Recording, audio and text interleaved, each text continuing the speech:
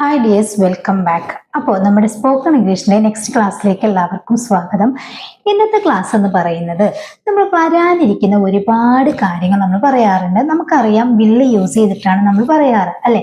എന്നാൽ നമുക്ക് ഡൗട്ട് തോന്നിയിട്ട് ഒരുപാട് കാര്യങ്ങൾ നമ്മൾ പറയാറുണ്ട്. ഫോർ എക്സാമ്പിൾ, ഇപ്പം അവൻ പോയിട്ടുണ്ടാകും, അവർ ഉറങ്ങിയേക്കാം, അല്ലെങ്കിൽ അവർ ഉറങ്ങിയിട്ടുണ്ടാകും.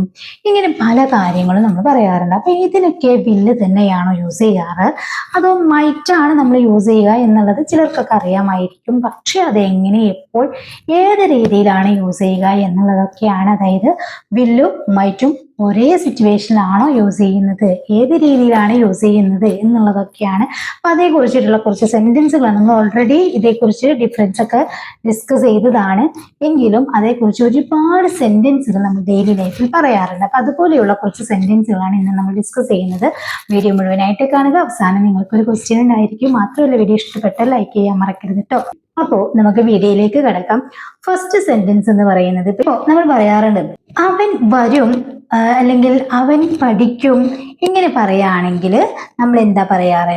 നമുക്കത് ഉറപ്പുണ്ട്, അല്ലേ? അവൻ നാളെ വരും എന്ന് പറയുമ്പോൾ ഹേ വിൽ കം ടുമോറോ എന്ന് പറയാം. ഹി വിൽ കം ടുമോറോ, അവൻ നാളെ വരും. ഇനി നമുക്കത് ഉറപ്പൊന്നുമില്ല, നമുക്ക് അവൻ വന്നേക്കാം, അല്ലെങ്കിൽ അവൻ വരാം, സാധ്യതയുണ്ട്, പക്ഷെ നമുക്ക് ഉറപ്പില്ലാത്തൊരു കാര്യമാണെങ്കിലാണ് അവിടെ നമ്മൾ മൈറ്റ് യൂസ് ചെയ്യുന്നത്. അപ്പൊ എങ്ങനെ പറയാം? ഹേ മൈറ്റ് കം ടുമോറോ, അല്ലെങ്കിൽ ഇപ്പം ഇന്ന് അവൻ വന്നേക്കാം എന്നാണെങ്കിൽ ഹേ മൈറ്റ് കം ടുഡേ, ഇങ്ങനെ പറയാം. അപ്പൊ ഇതാണ് വില്ലും മൈറ്റും തമ്മിലുള്ള ഡിഫറൻസ് വരുന്നത്.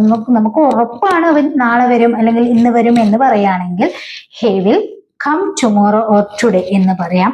അത് നമുക്ക് ഡൗട്ട് തോന്നി പറയുകയാണെങ്കിൽ അവിടെ നമുക്ക് ഹേ മൈറ്റ് കം ടുമോറോ അല്ലെങ്കിൽ ടുഡേ ഇങ്ങനെ പറയാം. അപ്പൊ ഈ മൈറ്റ് കഴിഞ്ഞാല് വെല്ല് കഴിഞ്ഞാലൊക്കെ നമ്മൾ V1 ഫോമാണ് യൂസ് ചെയ്യേണ്ടത്. ഈ നെക്സ്റ്റ് സെന്റൻസ് ഒക്കെ വരുമ്പോൾ വ്യത്യാസങ്ങൾ മനസ്സിലാകാട്ടോ. അവൾ പിന്നെ നിന്നെ വിളിച്ചേക്കാം, അല്ലേ?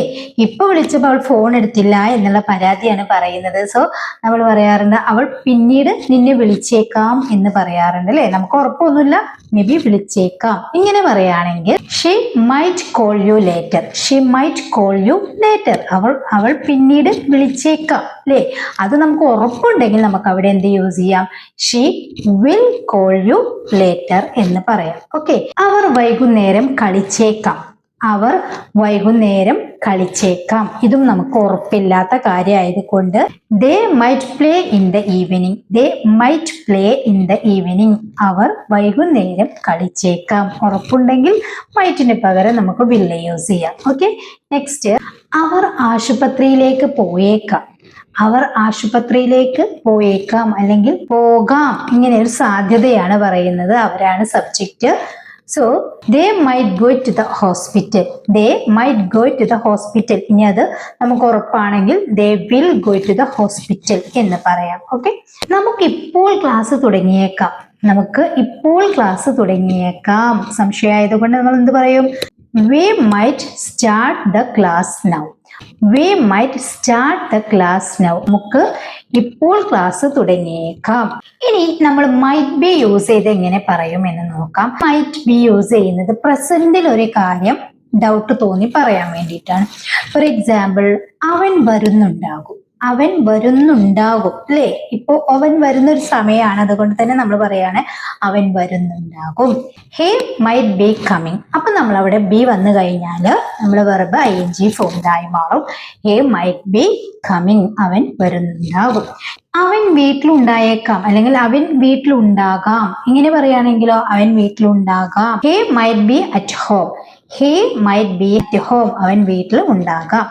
നെക്സ്റ്റ്, ഇപ്പം എന്തെങ്കിലും ഒരു ജോലി കഴിഞ്ഞിട്ട് നമ്മളിപ്പം മക്കളോ ആരെങ്കിലും വരാൻ നിൽക്കും. അപ്പൊ നമ്മൾ പറയാറുണ്ട് അവൾ ക്ഷീണിച്ചിരിക്കാം. അല്ലെ? എന്തെങ്കിലും ജോലി അല്ലെങ്കിൽ എവിടെയെങ്കിലും കുറച്ച് ബുദ്ധിമുട്ടായിട്ട് വരുന്ന ഒരു സിറ്റുവേഷൻ നമുക്കറിയാം. അപ്പൊ നമ്മൾ പറയാറുണ്ട് അവൾക്ക് ക്ഷീണമുണ്ടോ ഇല്ലയോ എന്നൊന്നും നമുക്കറിയില്ല, പക്ഷേ നമ്മളൊന്ന് ഊഹിച്ച് പറയാറുണ്ട് അവൾക്ക് ക്ഷീണം ഉണ്ടായേക്കാം അല്ലെങ്കിൽ അവൾ ക്ഷീണിച്ചിരിക്കാം എന്നൊക്കെ പറയാറുണ്ടല്ലോ. ഇതൊക്കെ ഒരു വെർബ് അല്ല, ഒരു അവസ്ഥയെ കുറിച്ചാണ് നമ്മൾ പറയുന്നത്. So she might be tired, അല്ലെ? നമ്മൾ അങ്ങനെയല്ലേ പറയാറ്? ഷീ മൈറ്റ് ബി ടയേർഡ്, അവൾ ക്ഷീണിച്ചിരിക്കാം. ഓക്കെ. ഇനി പരീക്ഷ കഴിഞ്ഞിട്ടുണ്ടാകാം. അല്ലേ? സമയം ഏകദേശമൊക്കെ നമുക്കറിയാം, വലിയ ഉറപ്പൊന്നുമില്ല. പരീക്ഷ കഴിഞ്ഞിട്ടുണ്ടാകാം, അല്ലെങ്കിൽ ഉണ്ടായേക്കാം.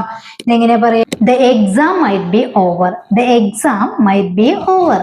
പരീക്ഷ കഴിഞ്ഞിട്ടുണ്ടായേക്കാം, ഓക്കെ, അല്ലെങ്കിൽ കഴിഞ്ഞിരിക്കാം, ഓക്കെ പറയാം. നെക്സ്റ്റ്, ബസ് സ്റ്റോപ്പിൽ നിൽക്കുന്ന സമയത്ത് നമുക്ക് കൃത്യസമയത്ത് വരുന്നൊരു ബസ് വൈകി, അപ്പൊ നമ്മൾ പറയാറുണ്ട് ബസ് വൈകിയേക്കാം, അല്ലെ? ഇപ്പൊ 2 മണിക്കുള്ളത് 2:05, 2:10 ഇങ്ങനെയൊക്കെ കാണാറുണ്ടല്ലോ. അപ്പം നമ്മൾ പറയാണ് ബസ് വൈകിയേക്കാം. എങ്ങനെ പറയാം? The bus might be late. The bus might be late. Bus വൈകിയേക്കാം, okay. Next, might have use ചെയ്യുന്ന സിറ്റുവേഷൻ എന്ന് പറഞ്ഞു കഴിഞ്ഞാൽ നമ്മളിപ്പോഴും പറയുന്നത് പോലെ തന്നെ ഒരു കാര്യം കഴിഞ്ഞിട്ടുണ്ടായേക്കാം എന്നുള്ള ആ ഒരു ഓൺ ദ സ്പോട്ടിൽ പറയുന്നത് വിൽ ഹാവ് യൂസ് ചെയ്യുന്ന ആ ഒരു സിറ്റുവേഷൻ തന്നെയാണ്. അപ്പൊ മൈറ്റ് ഹാവ് ആവുമ്പോൾ നമുക്കത് ഉറപ്പില്ലാത്തൊരു കാര്യമാണ്. ഫോർ എക്സാമ്പിൾ, അവർ പോയിട്ടുണ്ടാകും, അല്ലെങ്കിൽ അവർ പോയിട്ടുണ്ടായേക്കാം, അല്ലേ? അവർ പോയിട്ടുണ്ടാകും, നമുക്കറിയില്ല, ഏകദേശം അവർ പോകുന്ന ആ ഒരു സമയമൊക്കെ ആയിട്ടുണ്ട്. അപ്പൊ നമ്മൾ പറയാണ് അവർ പോയിട്ടുണ്ടാകും. ഇങ്ങനെ പറയാം, they might have left. They might have left. അപ്പൊ മൈറ്റ് ഹാവ് വരുന്ന സമയത്ത് നമ്മൾ വെറുതെ V3 ഫോമിലായിരിക്കണം. They might have gone. They might have left. അവർ പുറപ്പെട്ടിട്ടുണ്ടാകും, അവർ പോയിട്ടുണ്ടാകും, ഇങ്ങനെയൊക്കെ പറയാട്ടോ. അവൻ എഴുന്നേറ്റിട്ടുണ്ടാകും.